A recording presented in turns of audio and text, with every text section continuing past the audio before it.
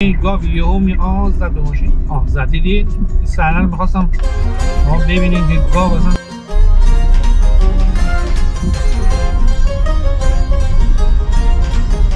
سلام دوستای عزیزم، صبح زیبای پاییزیتون بخیر و شادی باشه. مرتضی هستم، صحبتتون کنم. میخوایم یه ولاگ بگیریم از زیابر به رضوان شهر زیبا. امروز 2 مهر ماه، ساعتم تقریبا 9 دیگه، 8:59 دقیقه. تو بگیر 9. منم که مرتضام، اینجام زیابر سومسرا. ولاگ دوشنبه بازار زیابر رو حتما ببینید. بازار محلی باحال، حالا زیاد بزرگم نیست، بازار محلی همه جذابه. من خودم با اینکه تقریبا همه بازار رو رفتم میبینم باز کیف میکنم. نگاه کنید، الانم داریم میریم به سمت رضوان شهر. امروز چهارشنبه است، چهارشنبه 2 مهر ماه. بریم ولاگ چهارشنبه بازار رضوان شهر براتون بگیرم. هم یه رانندگی هم از مسیر بگیرم. قبلا براتون گرفتم، قبلا منظور پارسال پاییز باشه، آبان ماه، ولی خب توش صحبت نکردیم، آهنگ گذاشتیم، بازی نخوردیم. صحبت میکنیم که دوستان صحبت که نیست، غور میزنیم چه حال میکنم. این یه تیکه هم یه خورده خطرناکه، احتیاط کنید. مثل این دوست پرایدیمون سر داره میبره.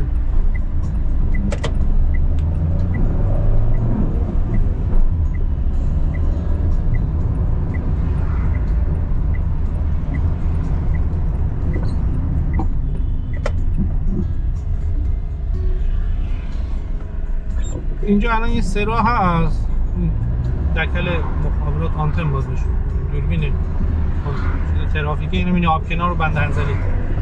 این ولاگ پل چوبی آبکنار امام خاستی نگاه کنید. رفتیم به تالاب انزلی، یه پل چوبی داره آبکنار، خیلی قشنگه.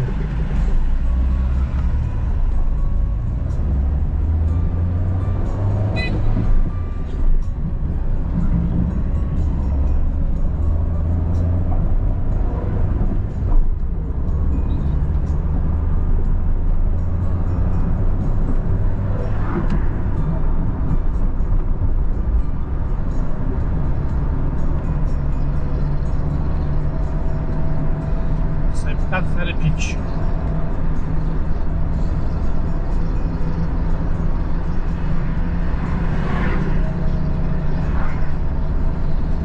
دوستان داشتم توضیح میدم. یه ولاگ از پیربازار، رشت پیربازار و زیابرم گرفتم قبل این ولاگ. این همه ادامه اون ولاگه.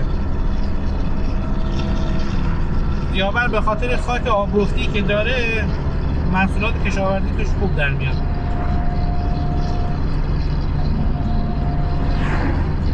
این صنوبر کنار جاده می‌بینی، همشون صنوبرن. مثلا همین صنوبر توش میکارن، ماشاءالله زود بزرگ میشه. مامینه رو ما رد کنیم، اینجا سرقت آزاد شد. جاده ایمن نیست.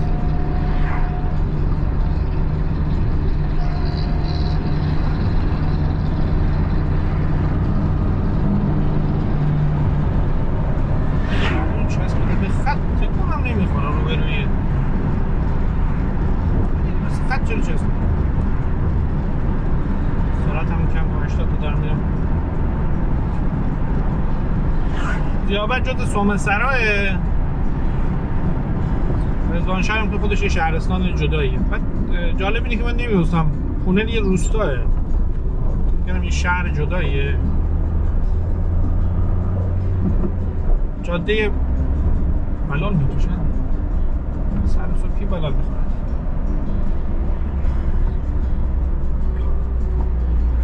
رستوران لوتکا به این قایقای پارویی میگن لوتکا. پیلکی سریالی بود میداد، لوتکاوان فامیلی یارو بود، میاد زیده.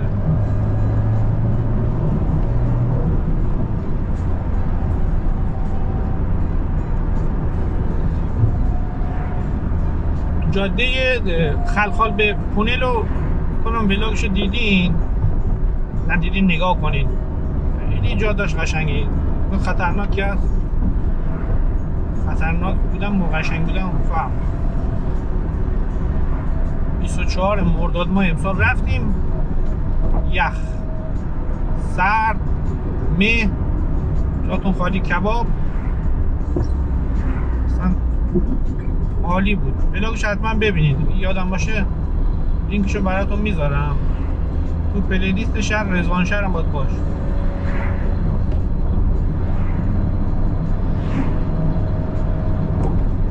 خودم از چپ داریم طبقه میگه یکی راست مهم باید بود.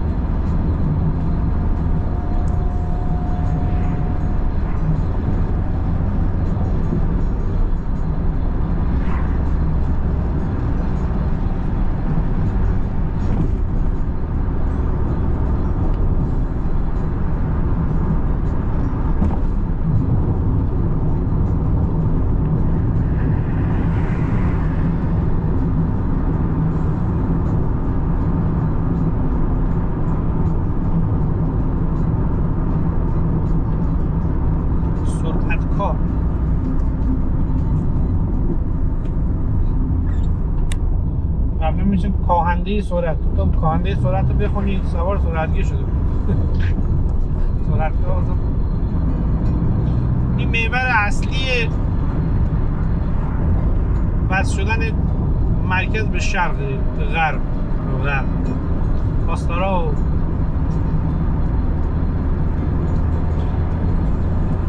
بریم که داداشو رد کنیم، سیگار رد بشه، بریم سبقت بگیری گاز بده، چی میشه آرام بید.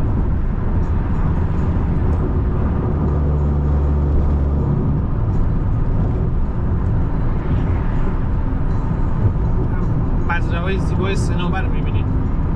چه بروجه زیاور نمیشه بود مرکز صنوبر ایران.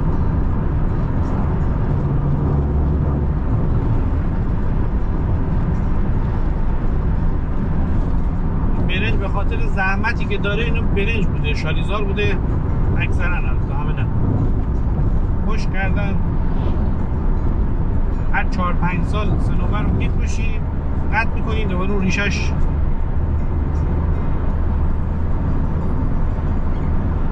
تقریبا به جز اون سال اول دوم بعدش زحمت خاصی نداره، خودش کارو در میاره. فقط باید مواظب باشین ندوزه، دوزش هم زیاد شد چون قیمتش بالاه، شب میام میبرن.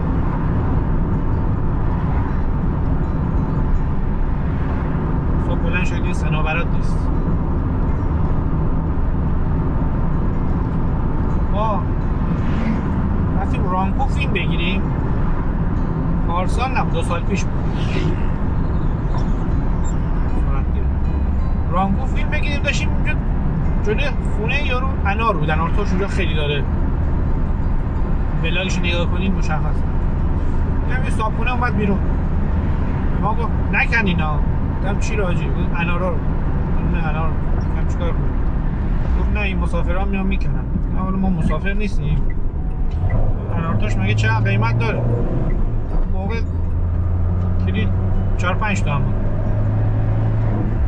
گفت نه بابا میان میکنن. گفت اینجا وای میسن به انارتاش هم رم نمیکنن.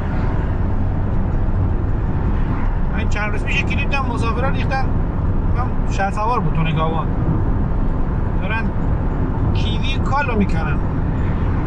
تو کیوی کالو تو سیب بذاری، یه پلاستیک سیب بذاریم، گاز اتیلن آزاد میکنه، کیوی نرم میشه. خواستم بگم به این کیوی کالم رحم نمیکنن. تا زیتونم رودبارم مردم زیتونم میکنن. حتی اینجا پلیس راه رضوان شهر دیگه، رضوان شهر تالش، جاده مستقیم میخوره به پونل و این جاده فری داره،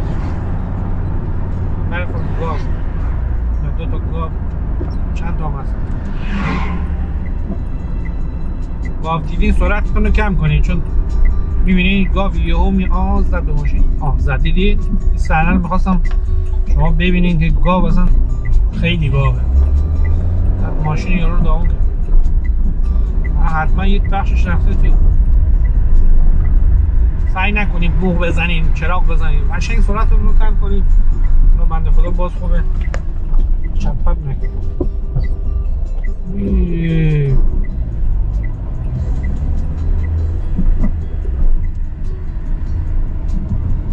یه گاو هم تاکسی زرد داشت. دیدی این زد. این فیلم رو من اصلا میذارم براتون به یادگاری، چون همچین چیزی. این جاده مستقیم میره چیه؟ ما از راست میریم برای چهارشنبه بازار رضوان شهر. من زبونم مو در آورد که آقا این گاو دیدین سرعتتون رو کم کنین، وایسین. چون خودم همچین چیزی برام پیش اومد، برای دوستان تعریف کردم، حالا دوباره خاطر تعریف کردنه. من پدر خانومم تو روستا داشتیم رانندگی میکردیم، من پراید داشتم اون موقع. آخه این سگ کوچولوه کجا میگه؟ بعد پدر خانومم میگفت که آقا یه خود آرومتر برو. من نه مسلطم. گفت نه گاو میاد یه وسط تو میاد ترمز میکنم، یه معکوس میکشم. کله باد داشت. گفت باش مواظب باش.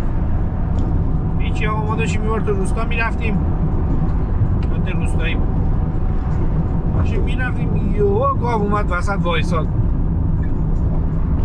حالا تو اصلا ترمز که نمیگیره درست حسابی، هیچی معکوس هم نمیکشه. چون معکوس کشیدم دیدم نه نمیتونم کم کنم. شانس آوردم گاوه نمیدونم بهش الهام شد چی شد، یه دونه از اون دیدیم میجهن یهو جید جست یهو چیز کرد پرید کنار جاده. ما رد دادیم با یه فرمان نیم فرمون. مثلا فرمونم واسه بدم چپ میکردم پراید دیگه هیچ. همون شد برای من توبه. تو روستا زیاد گاز نمیدم. اگه الان خدای نکرده به گاوی هم زدی حداقل زنده بمونیم، چون گاو میزنی میافته تو شیشه داشته میاد داخل کابین. اگه کوچیک باشه، بزرگ باشه که سخت وقت هم داغون میشه با سرعت بالا بزنی. الان هم پرایدم اون گوساله زد باز اون گاوش میده شیشه اینا هم میشکست. به تاکید میکنم یه گاو زردم یهو پیچید جلوی ما. یه گاو زرد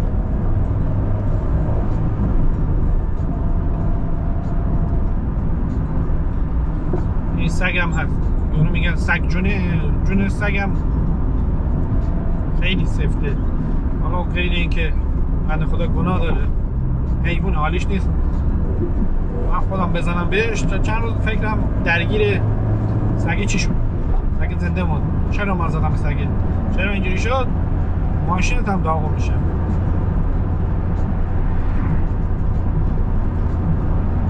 باید کنی. یعنی من دارم 70 تا میرم. 70 تا این معقوله.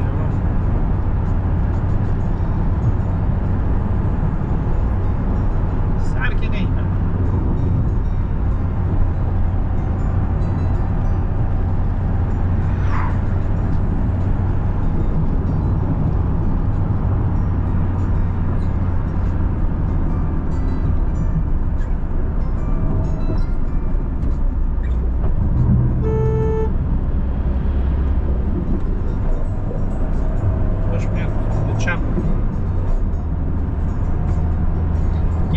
گرفتم رانندگی از پونل به انزلی.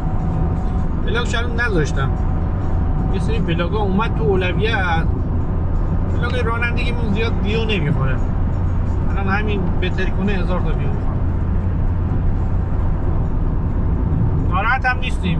یا همش نیست. یوتیوب اوورت داره پول میده. هیچ هم یادگاری بمونه. دوستان بعدن کیف کنن. دوستانی که خارجن نگاه کنم. ماشین چینی تو شما ریخته انگار شانگهای به گوانجو داری رانندگی میکنه. خود چین انقدر ماشین چینی نیست.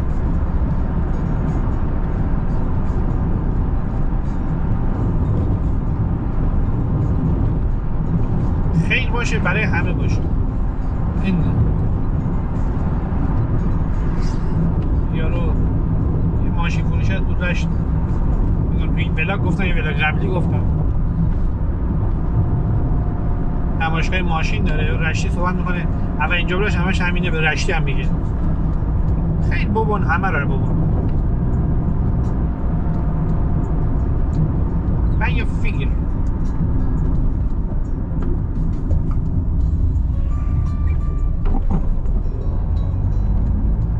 مثلا گاو محلیه، اصل گیلان.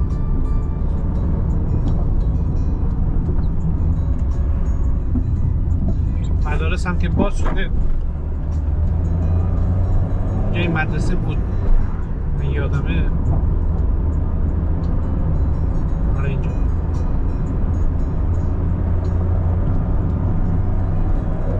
در خانه من روستا درس میداد، من رفتم روستای سرچشمه بود اگه اشتباه نکنم، رفتیم روستای سرچشمه. این خودمون بچه بودیم، یادم میاد مثلا معلم یه روزی میشد بیشتر ابتدایی راهنمایی ابتدایی میشد که مثلا هیچکی نبود بچه‌شو نگه داره، مجبور شد بچه‌شو بیاره سر کلاس. انگار مثلا شاهزاده اومده، بچه‌ای بهش غذا بده تحویل بگیر، شاهزاده اومده. روز رفتم همچین حسی داشتم، بنده خدا بچه‌های روستا بودن، ساده‌ام بودن، تحویل بگیر. شما پسر آقا معلمین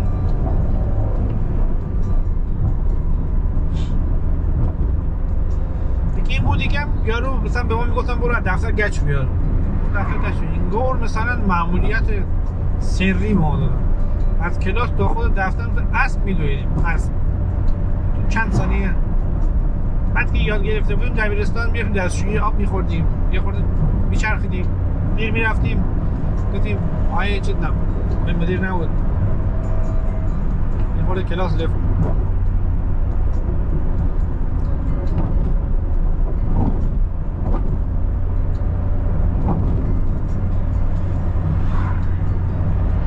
یه پست دیروز دیدم خانمه میگفت بچه‌م اول ابتدایی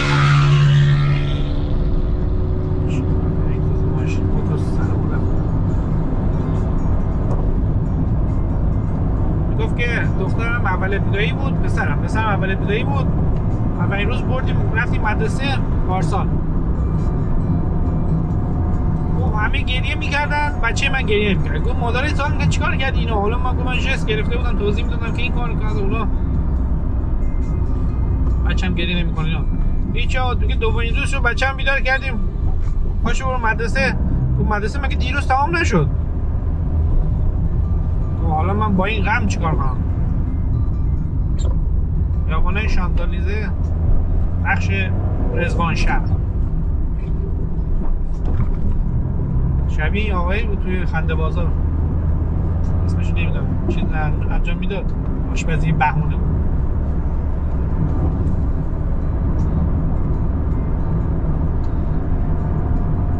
من با این غم چیکار کنم؟ حالا چی کنم؟ فکر می‌کنم یه روز تمام شه. یکی دیگه کامنت گذاشته بود که بچه‌م چند روز رفت، میگه دیگه تمام شد، خسته شدم، بریم کلاس دوم. میگم مثلا چند روزه تمام شد.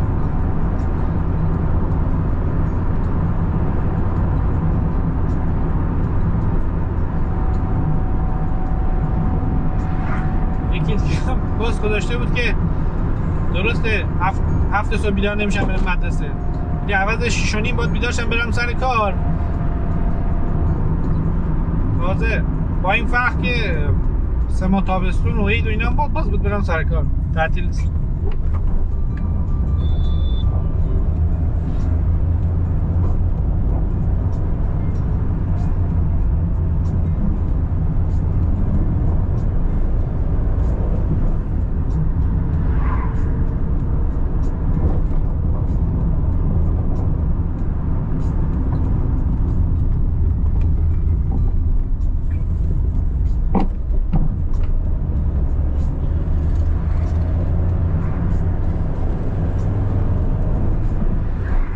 56 نون احتمالاً پلاک اینجاست، چون من چشمم کار میکنه اکثرا 56 نونم. این بولوار هم که شروع میشه یعنی شروع شهر.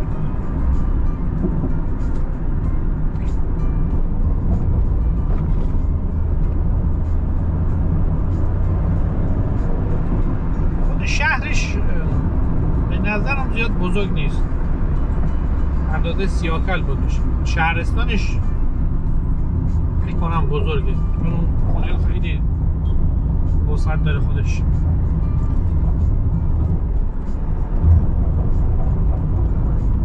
یه گاو الان اونجا جلوی بولوار پرید، بریم جلوتر میبینیم.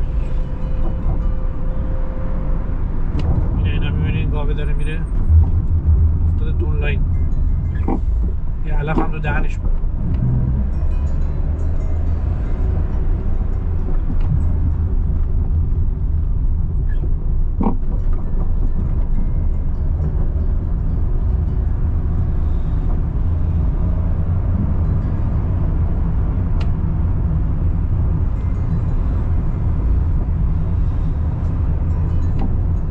میرسیم به این چهارراهی سمت راست میره انزلی، چراغ قرمز بود. سمت چپ میره سمت پونل یا هم چهارشنبه بازار هم سمتیه. چهارشنبه بازارش تا غروبه.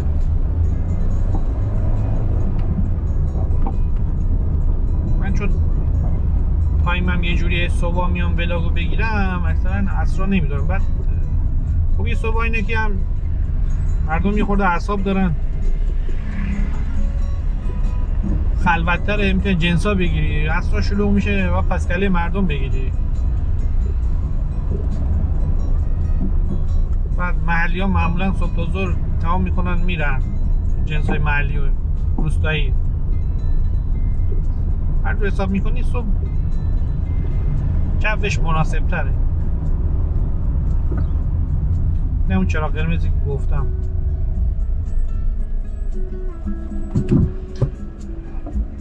ما این سمت راست هم میگیم، بعد بلاک تمام میکنیم. سمت چپ راست همون انزلی و بیمارستانشون هم سمت راست.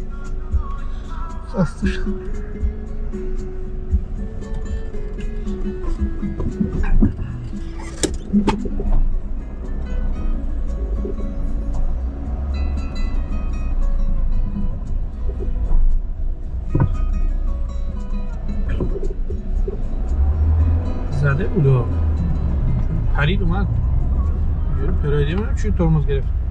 من بودم میزدم شد.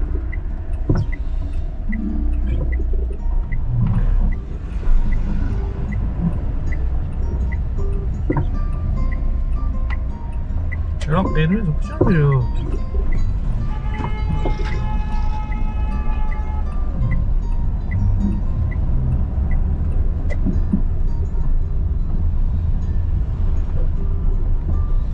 گاو تو خیابون راه میرن، یه سری هم گاو پشت فرمون هم بخواد.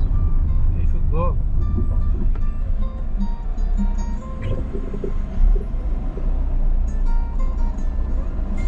دیگه خواهر جا میگیره نه؟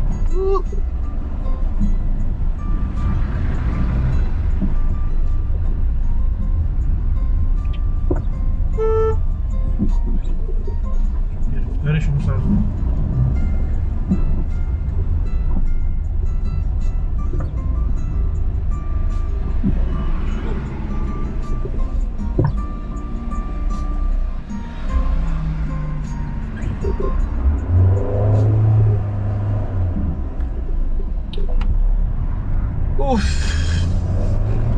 مسجد جامعش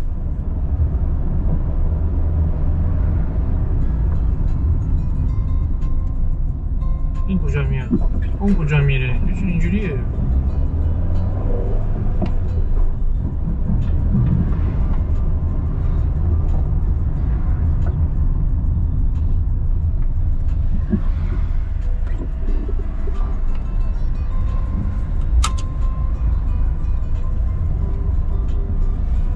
داروخونش. این میدون نماز چهارشنبه بازار همینجاست. دوست داشتین اون ولاگ رانندگی پونل به یه دونه از شاندرمن گرفتم تا رزوانشهر، یه دونه از پونر گرفتم تا انزلی. 2 روزای مختلف ها. دوست داشتین نگاه کنین ولاگاشونو. تو این پلیلیست میذارم. امیدوارم که لذت برده باشید. ببخشید صحبت زیاد کردیم. لایک و کامنت و حمایت فراموش نشه. اینم میدون نمازه. چهارشنبه بازار اون سمت چپ ما شروع هم شده.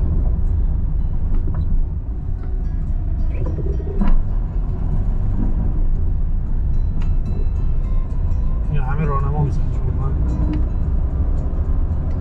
خط قرمزشون راهنما. اضافه که ما اون جا پارک هم نداشتم خودتون باید چون این مدرسه گذاشتیم اینجا. روزتون بخیر باشه. ما بریم بازار فیلم بگیم براتون. قطع کنیم.